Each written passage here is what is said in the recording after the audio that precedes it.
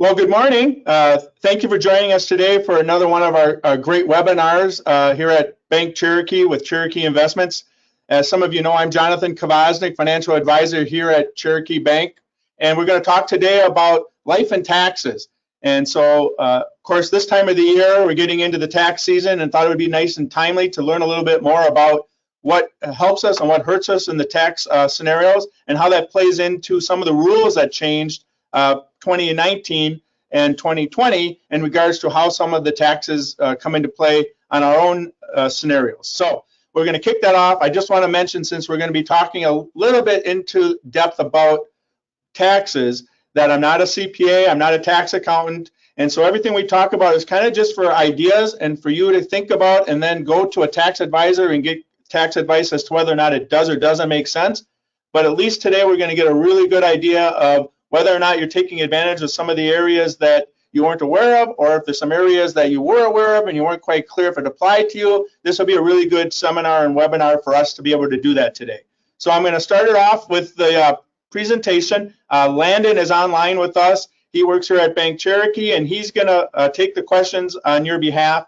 And so if you have any questions throughout the presentation, please feel free at any time. If there's a concept or a question you have that comes up, go ahead and enter it in the question box, and then Landon will take care of that, and he'll announce it, and then I'll hopefully be able to answer that timely for you. And if I don't have an answer, of course, we'll get that to you. All right. The other thing that we have learned from doing our webinars is a lot of times people want to see the slides after the presentation. So I just want to let you know all the slides that we're going to go through today will be available to you. We can send those out by email or by hard copy, and you just have to let us know that you'd like to have that, and we'll make that available to you so you could review it in the future so that you kind of have a chance to see what we went over today at your own pace. All right, because we're going to kind of go a little fast. We only have 45 minutes, and I want to make sure that we get through the material, but I also want to make sure people get answers to the questions that they may have so that everyone gets a benefit from today's presentation. Okay, so I'm going to go ahead and start the slide presentation here right now, and I think we're going to learn a lot. So let's start with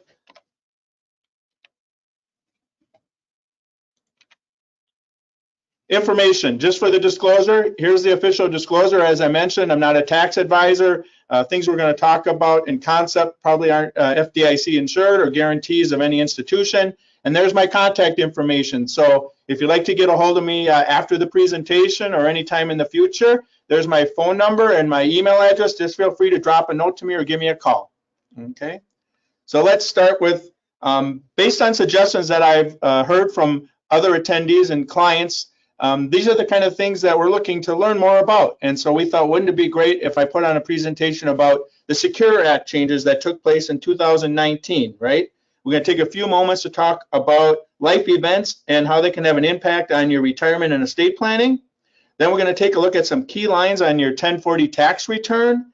And finally, we're going to cover some resources that I have available if you'd like to, or your financial professional does, to make it a little easier for you to take advantage of the concepts and ideas that we talk about today. So the Secure Act. Many of you probably have heard about the Secure Act that took place in 2019. Some of you might not have. We're going to go over that. The Secure Act stands for Setting Every Community Up for Retirement Enhancement. So, of course, that was signed into law in 2019. And here's what we're going to go over.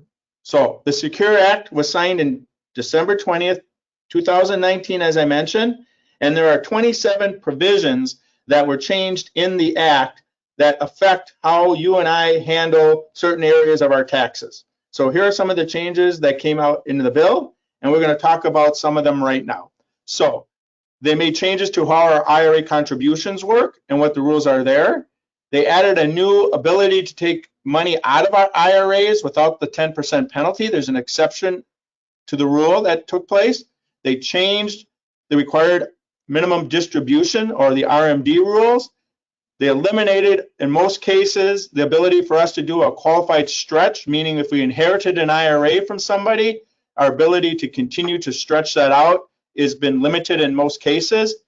And there's some miscellaneous provisions that I want to just surfacely touch on, which is about the 529 college plans and the kiddie tax changes, which pertain to minors and how they get taxed on certain things. Okay, so let's talk a little bit about what's changed here. So removal of the age limit for contributions to my traditional IRA.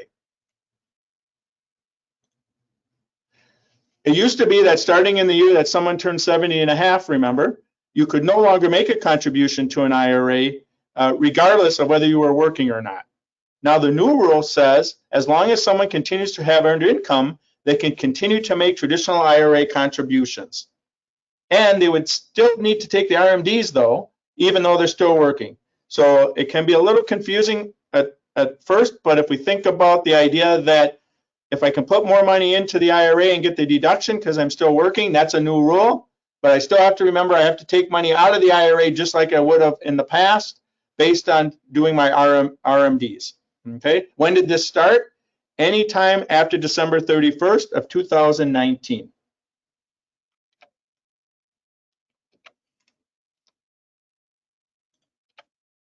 So there's also a new exception to the 10% early withdrawal rule, right? What is that exception? The new rule says that you can withdraw if you have a child, a new child who's born. You can take $5,000 out from your retirement account, your IRAs, and it must occur within 12 months of the child's birth. Most likely it's still going to be taxable, but that individual is not going to be subject to the 10% penalty by utilizing some of their IRA or retirement accounts for the new child. When did that start? Same idea. It came from the Secures Act. So anything after December 31st, 2019, if you have a child or a grandchild and somebody had a baby and they're saying, I wonder if I could use any of my IRA money to help me or my retirement plan through work, they could do that up to $5,000. That's a new rule that started. Increase to the required minimum distribution age. So this is a really big one for a lot of our clients, and it may pertain to you at the current moment, or it may not pertain to you if you're younger age. However, 72 is the new age. So if we think about, remember the rule, it was at 70 and a half, I had to take mandatory distributions from my IRA and my retirement plans. Now that changed to be age 72. So that rule's been around a long time. You can see it started back in the early 1960s. And who does that impact? Any individual who's turning 70 and a half after December 31st of 2019. So what does that mean? If you're already over 70 and a half prior to January 1st of 2020, it doesn't affect you. You have to continue to do it. Okay. If you're under 72 and we're going into 2021, you have the opportunity then to postpone and wait now because your new age will be mandatory at 72. So let's talk a little bit about, because we have a lot of clients and potentially some people here who are attending today who have inherited IRAs or who potentially might inherit an IRA from a family member or a friend. So here's what's changed. The Secures Act changed the maximum distribution period for beneficiaries in most cases to 10 years. Right? Meaning that 10-year window starts from the time that you inherited that IRA. You must take all of those assets out of that IRA at the 10th anniversary. The previous rule was you could take annual withdrawals based on your life expectancy and stretch it. So this is what's changed. They're saying that if I inherited an IRA, potentially I'm not going to get to stretch it anymore. And at the end of the 10 years, I'm going to have to withdraw the money. What are the exceptions, right? So if we look at the second half there, the exceptions to that rule are if I'm the surviving spouse, right? So my spouse passes away, I inherit their IRA, I can continue to stretch it just like the rule always was. Or if I have a child or an individual that inherits my IRA who has a disability or is chronically ill, that individual is still allowed to do the stretch. Another area would be is if I have a beneficiary who is less than 10 years younger than the owner, than myself, they're still allowed to do the stretch. So an example would be if my sibling, who might be 3 years younger than me, inherits my IRA, they're allowed to continue to do the stretch. If my child, right, who is much younger than me, more than 10 years younger than me, they will not be allowed to continue the stretch. So this rule is kind of a big situation for a lot of clients going forward, depending on the age of their siblings, their children, and their spouses, and how they're working with their IRAs and their retirement plans. So we want to take this into account. A minor child is still allowed to stretch it. However, that also has changed. It used to be prior to this Act, if I were to leave it to my minor child, they could continue to stretch forever. However, the new rule says my child, if they're a minor and they inherit my retirement accounts, can only stretch it until they reach the age of majority, meaning they turn 18, and then within 10 years of that timeline, they have to also liquidate. So that's a different rule than we used to have prior to the end of 2019. So just kind of keep that in mind, okay? So the elimination of the qualified stretch. Who else is not impacted? So accounts that are currently already being stretched, those are not impacted. So if you already inherited an IRA from a parent or from a relative or from somebody and you're stretching it, and you did that prior to 2019, right? You're in 2019 or prior, you get to continue it. In a sense, that's grandfathered in, right? You don't have to worry about, I have to start taking money out faster, or I have to at the end of the, none of those rules apply if you're already doing a stretch IRA from a prior year. Okay, but who is impacted is anyone who inherits from a person who passes away after December 31st, 2019, right? So we have the who's impacted. Again, anyone who inherits qualified money, retirement plans, and IRAs from a person who passed away after December 31st, 2019. Some of the areas in the planning that we want to cover today and that maybe you want to go back and do a little checking and think about is if you have a trust as your beneficiary on your retirement plans, on your IRAs and your qualified accounts, you probably want to review that because some of the trust documents have language that doesn't complement the new rules about stretch IRAs.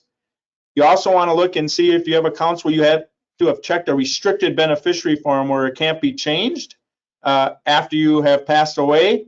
You might want to review that and make sure that it still works based on who your beneficiaries are, how they're related to you, how old they are, and how old they potentially would be when they inherit the account.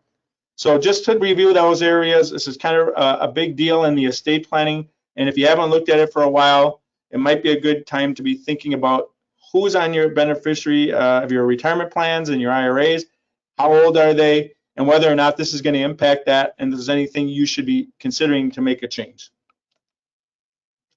So we have available, I just wanted to mention that we have the new rule summary of the Securities Act.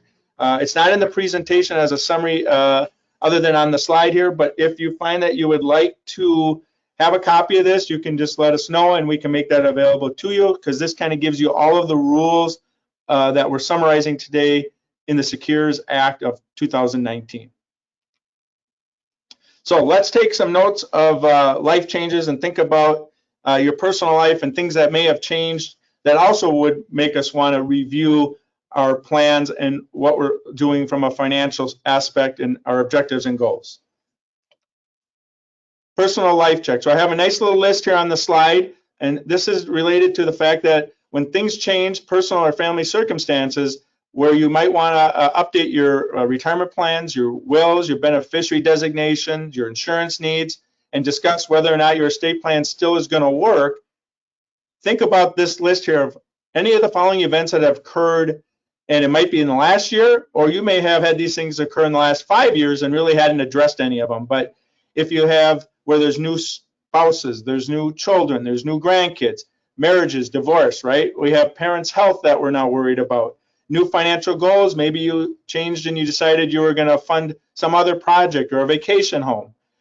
Job changes, retirement change with last year with 2020 being an exceptionally crazy year. A lot of people might have changed the desire to retire when they had originally expected. And so you might want to revisit, is your plan on track for that? And are your documents and your investments aligned with that?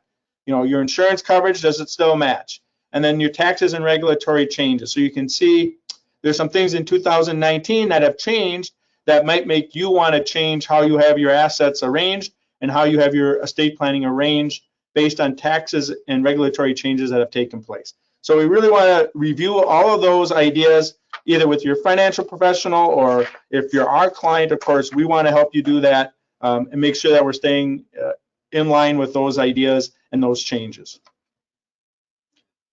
So one of the areas that is really key, and everyone should do this periodically so that you don't have any unforeseen surprises, is to review if you have a life change, or if you've never really actually just sat down and reviewed your beneficiary designations, and make sure on an annual basis, and especially if there's changes that are life cycle events in the family or life events, to make sure that they read the way they're supposed to read. And that way you avoid, of course, unforeseen problems where individuals who shouldn't be receiving assets still get them, or there's a tax scenario that you hadn't had a problem with prior, but because of code changes and these Secure Act kind of changes, now you might have a conflict with your estate plan, and you want to make sure you review that and see if everything still is going to work the way you thought it was. So it's nice to have a sheet like this to kind of go through your accounts, do yourself a beneficiary review, and make sure if there's any life events that you're able to understand and know exactly whether or not you're conflicting with the current rules and if they still apply to what you're trying to do. All right. A beneficiary review. So again, as we're talking about it, is did someone get divorced? Did someone have a baby? Did someone pass away? Right? Do any of your accounts have beneficiary designations where you maybe originally weren't even sure who you should put down, so you left it blank? Probably want to revisit that, right? Make sure that you've updated that and make sure you have something on there that matches what your desires are, right? Make sure that you have both a primary and a contingent. So of course, you know, the primary is somebody who gets it upon the first passing away, but what if a spouse and myself pass away together, or two people who are listed as primary are no longer alive? You want to make sure that you have some contingents. And then we have a lot of times a little confusion on the, is it a per stirpus designation appropriate or not? And do you understand the difference between a per capita versus the per stirpes? And what that relates to is, in a lot of scenarios, we might have a client that comes in and they have 3 children, and they say, well, what happens if one of my children dies before the other 2? Do you want the money to flow to the deceased child's lineage, or do you want it to flow to the remaining 2 children?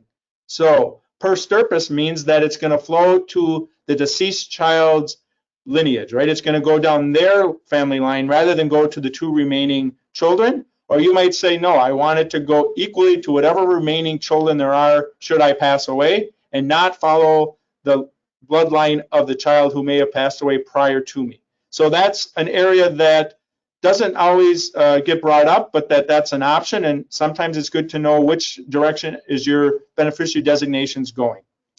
The other thing is there any red flags such as behavior with some of your children or relatives or creditors issues, and whether or not they should be receiving funds as a beneficiary? Is a trust needed to kind of control that factor? And then there's this proper planning requires consideration of beneficiary's tax status. And what that means is, a lot of times we have assets, maybe a Roth IRA or a deferred annuity, and we're kind of trying to figure out, okay, I don't want to pay the taxes on these things while I'm alive. However, are the tax scenarios for the people who are going to inherit it lower or higher than my scenario, right? So if I have a Roth IRA and my children are in a very high tax bracket, maybe that's a great asset for them to inherit because, of course, there's no taxes due on the Roth IRA. However, maybe I have a traditional IRA and I'm in a very low tax bracket. Maybe I don't want my children at the higher tax bracket to inherit those. Maybe I want to assume some of that tax liability while I'm alive and in a lower tax bracket. So you kind of see there's a lot of nuances and areas that we want to address, and that's kind of the proper planning. So, you know, for today's purpose, kind of think about who's going to inherit my accounts, who is my estate plan set up for, are there any changes that might impact that, but also the taxes between myself and those who are going to inherit it, and if there's anything I should be doing while I'm alive to lessen the impact of taxes when something should happen to me. All right. Do the changes to the beneficiary options need to be discussed with family members? Sometimes it's nice to have the children in the loop, and sometimes people don't really want the children to be in the loop. So you kind of have to figure that out. And then sometimes it's nice to restrict the beneficiaries, meaning that you don't want to allow anyone to change that. Maybe you become incapacitated, or maybe you don't want your power of attorney, or you don't want a guardian. So there's restricted beneficiary designations and whether or not those are appropriate. So that's all, you know, kind of takes place in how we're addressing taxes, estate planning, and how our assets are held and what they're allocated into investment-wise. So what we want to talk about is the whole concept of the 1040. And so what is the 1040? The 1040 is our tax return, of course, right? And so if you want to get a basic handle on our financial situation as an individual, one of the best places for you and I to figure out whether or not we can improve our situation is by looking at our tax return and looking at our 1040. All right. So what do we want to do is we want to identify areas on our taxes that maybe we could improve upon. And just like going to a doctor and the doctor tells us what the scenarios are that can improve or things that we're doing that are not improving our situation, the 1040 tax return is a logical place that gives us a lot of information about things we might be doing well and things that we can improve upon. So again, either with your own financial professional or with us, if you feel it's appropriate, we'd like to help and take care of looking at your 1040 and seeing if there's some ways. And why is it useful? So let's look at the benefits of conducting a review of your tax return.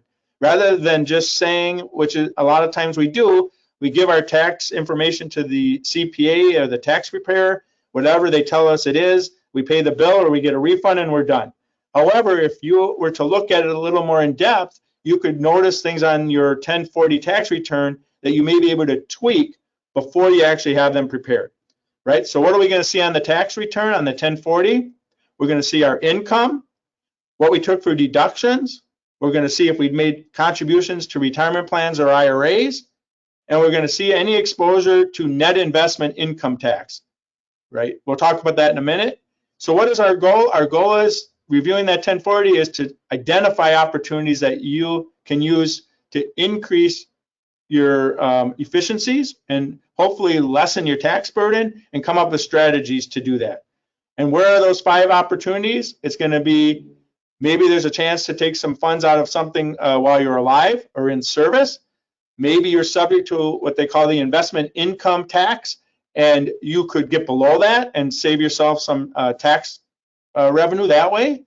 Maybe you could utilize some non-qualified annuities or tax deferral, have some trusts set up, or utilize IRAs in an efficient way to reduce our tax burden. So all of that information on your 1040 tax return is going to identify areas where we can improve, or we can really confirm, if it be the case, that you're doing everything possible to be efficient and have a good plan and a good strategy.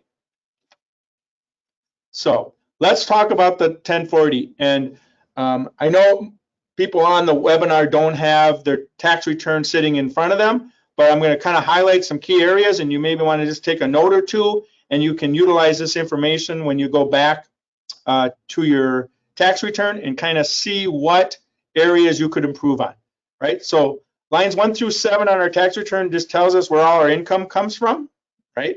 Then we're going to have sources of income, and then we're going to have adjusted gross income. That's a really important number, right? That number tells us after we got to take everything off our income, deduction-wise and expense-wise or whatever we were able to do, now we have an adjusted gross income number. Then we want to take our standard itemized deductions and see there's a few things there that have changed. We're going to review that in a minute, how the deduction, the standardized deduction has changed. And then we're going to talk about what your tax brackets are and why that's important. And that's on line 11B. That tells us our net taxable income, and that determines what tax bracket you're in.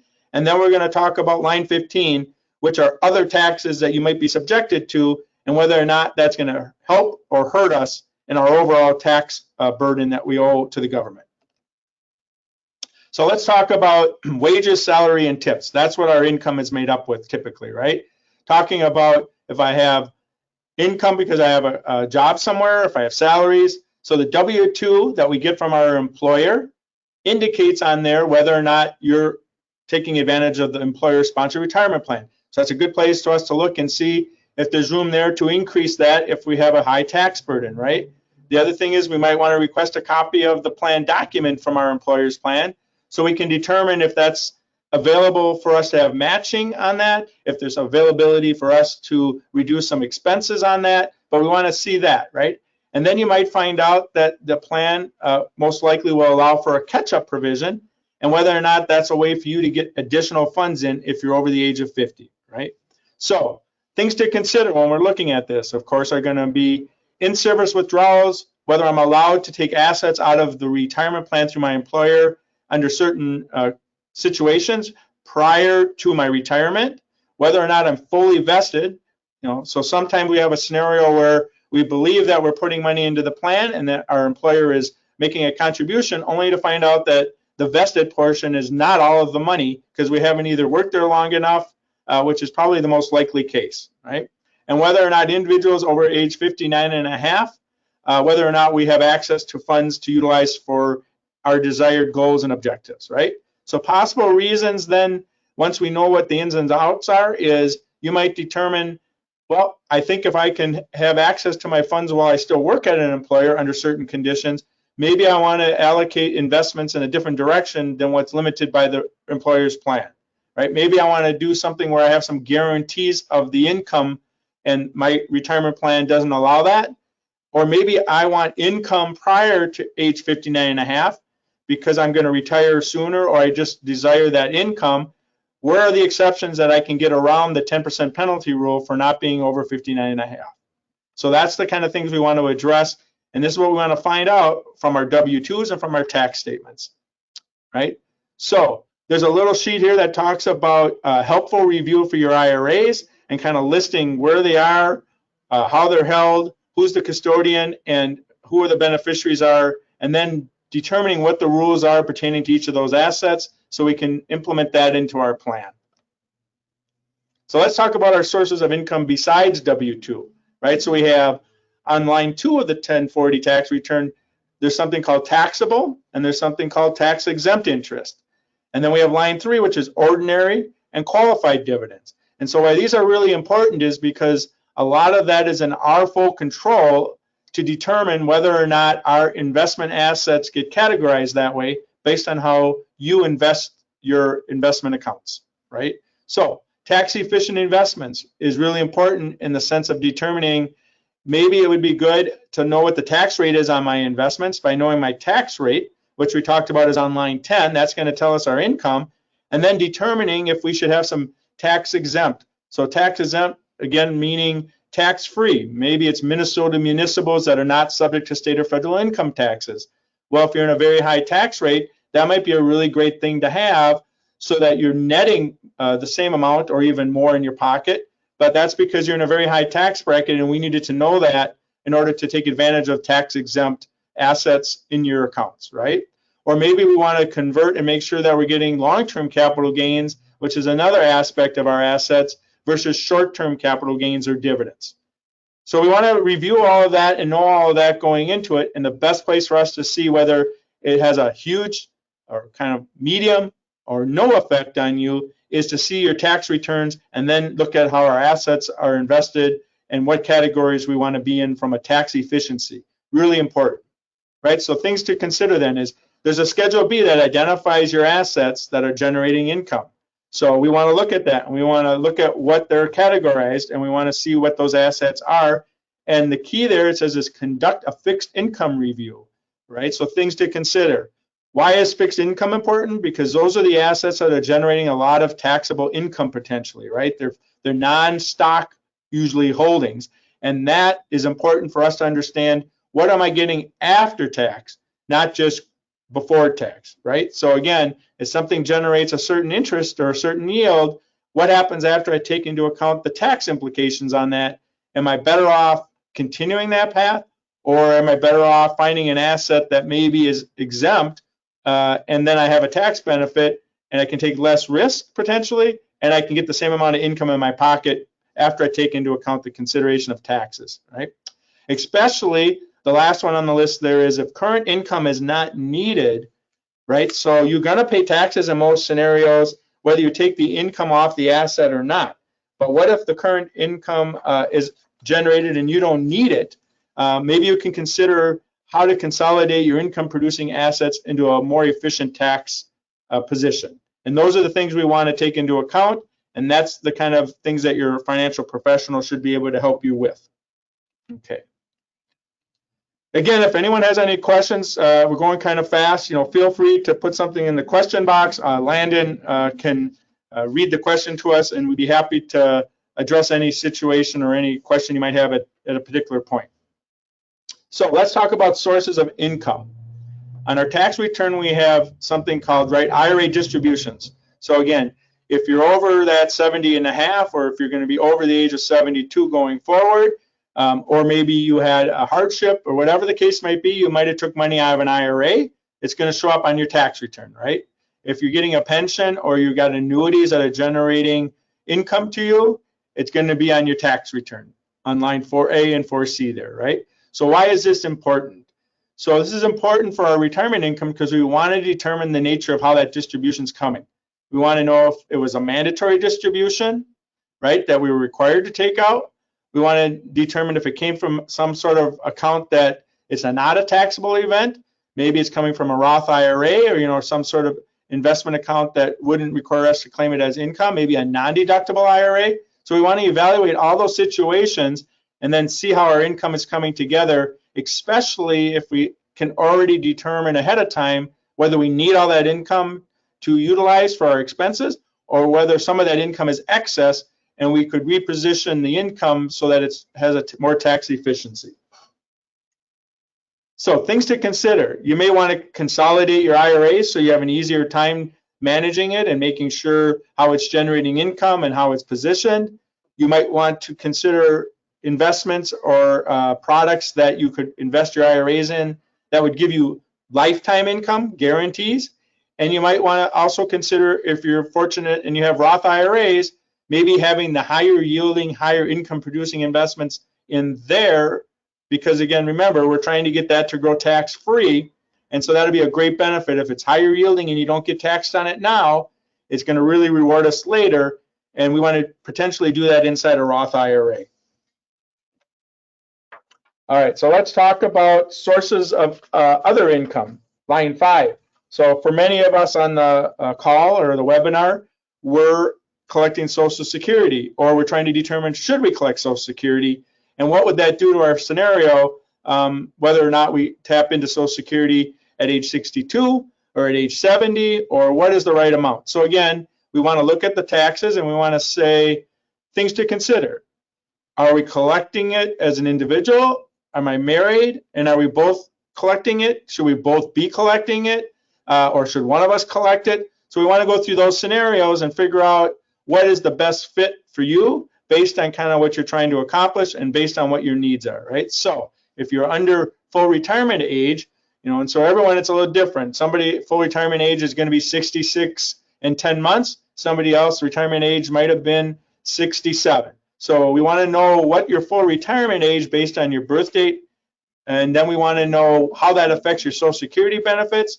We also want to know, will you be taxed on your Social Security benefits based on when you start to take them, and then does that really make sense to take Social Security benefits if the tax implication is too high, and if it's not too high, then we have that discussion and we can figure out that it does make sense. We also want to then, lastly on the list, of course, right, is look at, is there an opportunity to decrease my taxable income to prevent some things from being taxed? Maybe there's a way for me to reduce my taxable income even though I'm getting Social Security, and therefore I won't get Social Security tax going forward, right? So we want to take into all of those things on that list and all of that idea into our planning of Social Security, when to take it, and all of this is really shown on our tax return. That's kind of our map that tells us how to be tax efficient going forward. So let's talk about sources of income besides Social Security, earned income. Here we have capital gains. And so capital gains are a very interesting aspect because we have short-term and long-term capital gains, and long-term capital gains are taxed at a different rate than our regular income. And that's why it's important, right? So what does a capital gain or loss mean? Well, it's going to show up on our line 6. However, if we have assets that are not retirement assets, correct, they're going to be investment assets that are not in qualified retirement accounts. The question is, how can we potentially convert them or get taxed at a long-term rate?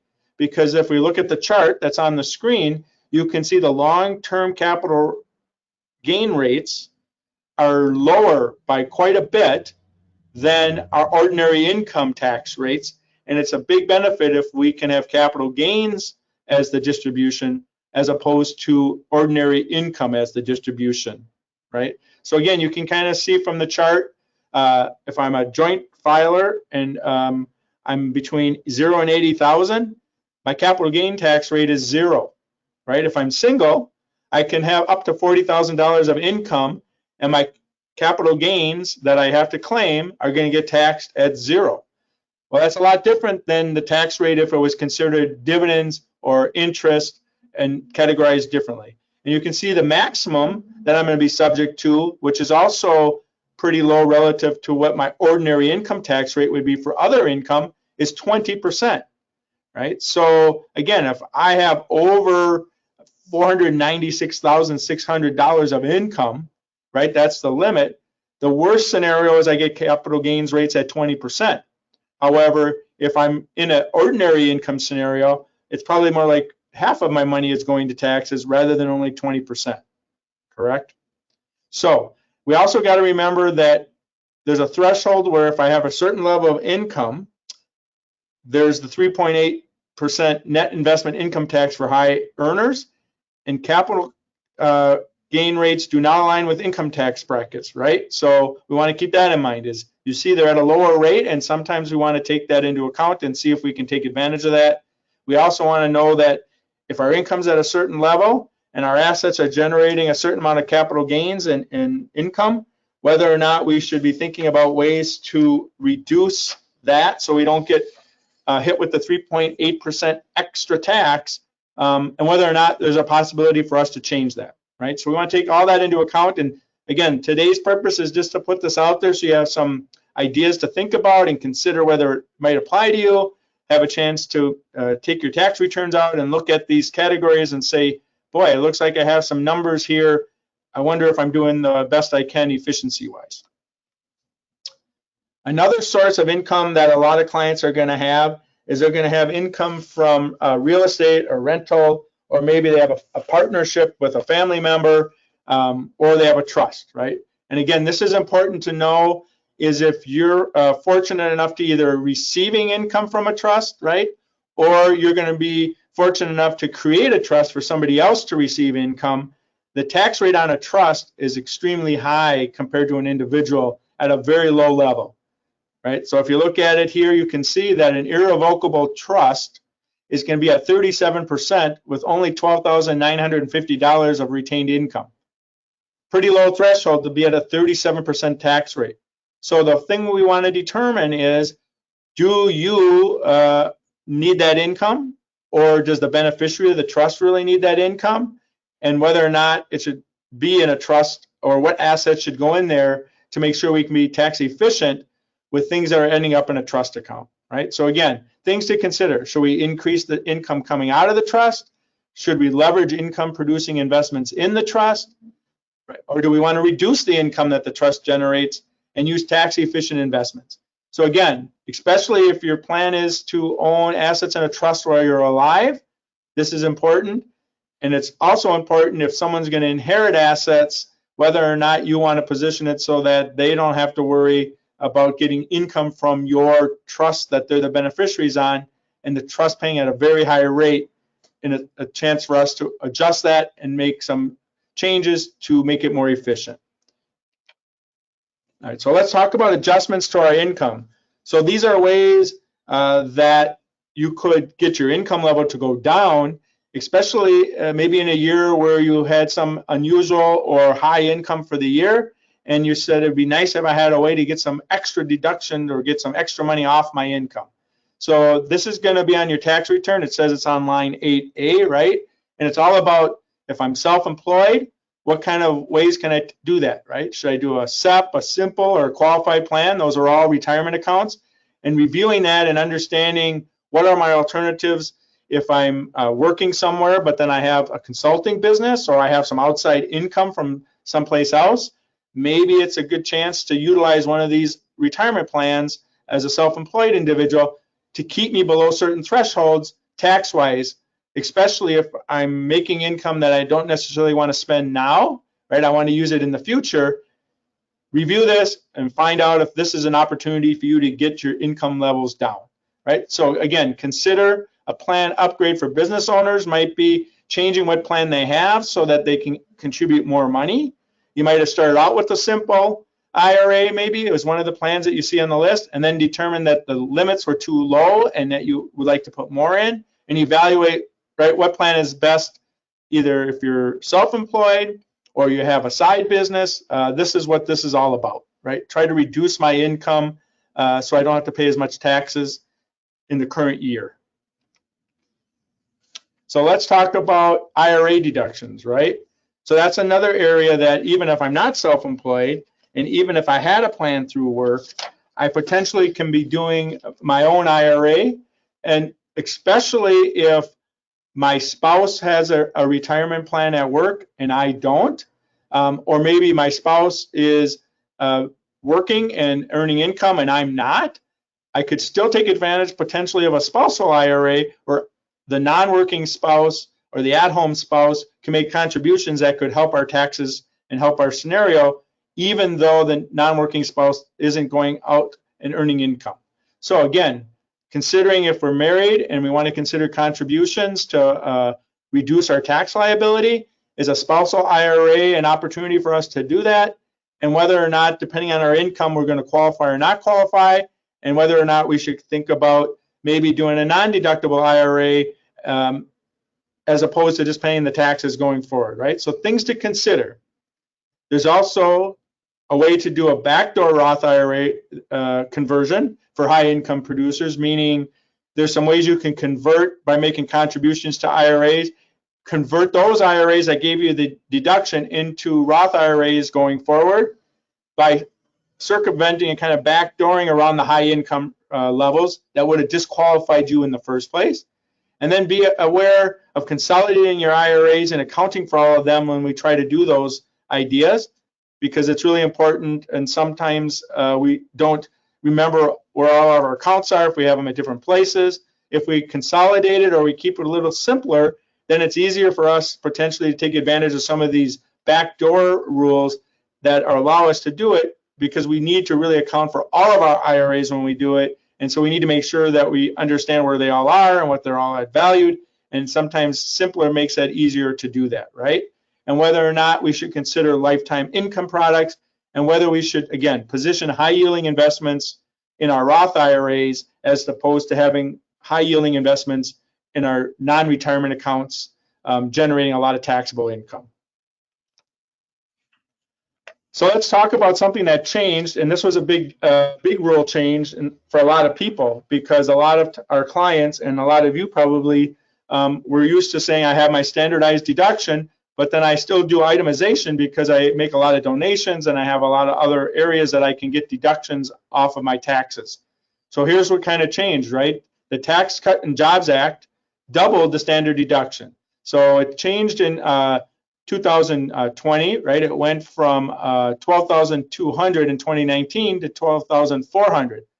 However, in 2019, it actually doubled, right? So if you're married and you're filing jointly, you actually have just a straight up deduction of $24,800 without doing any itemization or accounting for any of your donations or any of your other items that might have gave you deductions, right? So if the number on line 9 is more than the standard deduction, so line 9 is going to be your schedule where you did all of your gifting, all of your donations, all of the things that you felt you should get to itemize, healthcare expenses, things of that nature.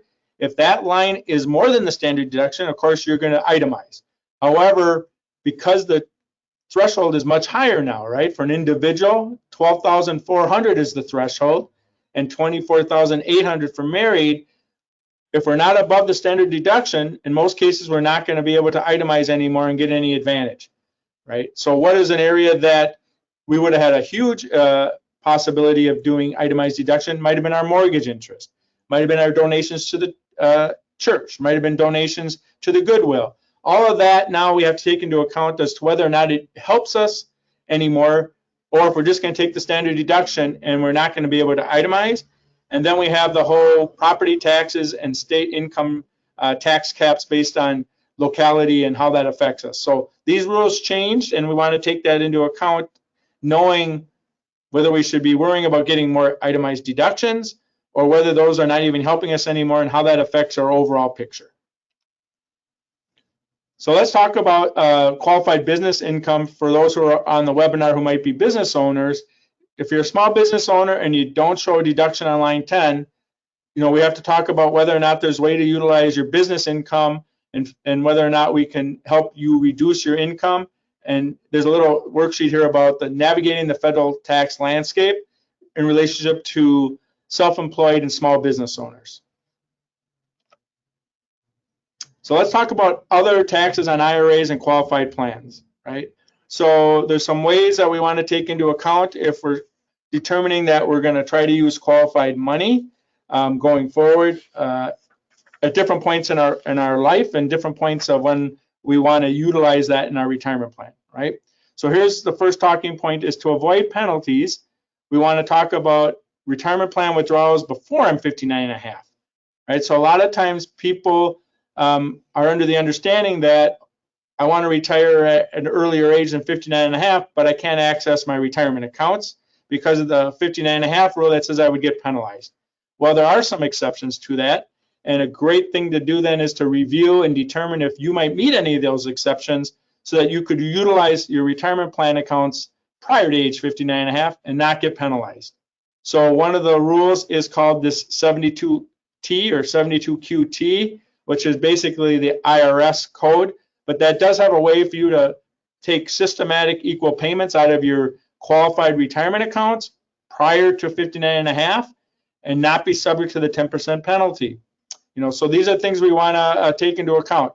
We also want to worry about if we have an extra contribution that we weren't allowed to make, or if you didn't take your RMDs when you were supposed to, right? We got to make sure that we have all of those in line so that we can avoid penalties and not have extra taxes paid when we weren't really going to have to do that if we figured out what the exceptions are and determined if we could apply those. So we got to be very cautious, right, when we're dealing with our retirement accounts. We want to follow the IRA rules because they can be complex, but depending on your scenario, we want to get some financial advice from a professional and see where we can avoid penalties and mistakes, and then determine how we can best utilize our assets, even if they're in retirement accounts, right? Other ways that we can kind of get hung up on paying a lot more in taxes than we may have had to is we want to look at whether or not you might be subject to this 3.8 net investment income tax, right? So this is an amount that you will be paying in addition to the income taxes you already would have paid. And so what the threshold is if you're a single taxpayer and you make more than $200,000, you're going to potentially have to deal with this extra tax. But if you're married and filing together, the threshold is $250,000. Again, so you have to think about if I'm below the $200,000 as a single person for annual income, or I'm below the $250,000 threshold for a married couple filing jointly, then I'm probably not going to be subject to this. But if I'm close to that number, and if I could avoid going over that number, what are the ways I can utilize to reduce my taxable income so that I don't have myself subject to this, especially if I'm in an area where I'm very close or I potentially could be close, and I could just tweak a few ideas and maybe I might get around that. Again, we don't want to be subject to taxes that we're not required to pay, so we want to do a little bit of planning and kind of digging in. And again, our tax return is a great way for us to utilize information that you're currently doing, and then how we can maneuver and kind of come up with strategies. Things to consider, right, is how do I avoid that excise tax? Well, Roth IRA withdrawals are not included in determining the income above that income threshold. So again, maybe you have a year where you need some income, but if we're making our distributions from traditional IRAs, traditional IRA distributions are excluded from the tax, potentially creating exposure. No, they're not excluded, right? So you have to be careful. If we want to stay below the threshold and you need income, maybe it's time to use some of the Roth IRA in that particular year so it keeps us below the threshold and doesn't subject us to that. Municipal bond income, again, right? Municipal bonds are bonds that are tax exempt in most cases and are issued by a municipality. Those are excluded. Maybe there's a way to generate income utilizing those in your plan, right? And then you wouldn't have to be subject to this extra 3.8% tax. Maybe there's tax deferred and tax efficient investments that could delay the income down to future years. So maybe you had something unusual happen on your taxes this year, or you know you're going to have something unusual. Maybe you have a sale of a cabin, or you have a sale of an asset, or you have a big inheritance, and you were thinking to yourself, boy, if I could wait a few years to have to claim this income on my other assets, I should defer that. How can I do that, and how can I make that more efficient? And then I'll take the income down the road from these assets. But I really don't want to do it in a year where they're going to charge me an extra 3.8% net investment tax. All right, and then consider whether or not it's also a good time to take capital losses. You know, we talked earlier that capital gains are taxed at a lower rate than our ordinary income. However, you can wash your capital losses against your capital gains, and determining when's a good time to do that, and whether or not, if you find yourself in higher income thresholds for whatever reason in a certain year, maybe that's a time to utilize the losses and offset those capital gains so that you can keep your income down. So final thoughts, right? So again, the 1040 is equivalent to basically, you know, if you're going to the physician at the doctor's office and you want to get a snapshot of your health. And so we're going to use our tax return to give us a snapshot of our investment health and our financial health. So again, any recent changes in the regulations that have an impact on your retirement plans or your income stream. We saw the Secure Act was a big one. Any life events that occurred. Is there any opportunity for you to maybe get some more money in pre-tax into a retirement account? And then were you subject to tax penalties? And if so, was there something we could do going forward on our investments and on our accounts to avoid getting penalized by restructuring or changing our strategy? So I'm going to stop there. I'm just going to reemphasize, if you have a question, this is kind of the end of our formal presentation. Feel free to put it in the question box, and Landon can read that to the group. We're kind of at our time allotment. I just want to reiterate that none of this is designed for me to be a legal advisor, right? I'm not giving information that would say this is legal advice or tax advice, but you can see it's very tied into how your financial advisor and you work together, and it's very tied into having a really good strategy for your retirement goals and your financial objectives. And it's really important that you revisit, you know, regularly, most likely annually. Has the rules changed, and is there anything I can do to take advantage of the rules currently and reduce my tax burden? So I don't think there's any questions, it appears. I think that would be, I'm just going to look to make sure. Nope, so I think we're good. So with that, I'm going to thank everyone for attending. We really appreciate your time today. Hopefully you got some valuable information and learned some things that you can utilize in your own situation. Again, if you'd like some of the slides or you would like to get some of the handouts, just shoot me an email. My email address is jkavaznik@securitiesamerica.com. I think you saw that at the beginning there. And you can go on our bank's website at www.bankcherokee.com and find me under investment services, or utilize any of the bank services, of course, at Bank Cherokee. So again, thank you for attending, and enjoy the rest of your day, and we look forward to seeing you at the next webinar.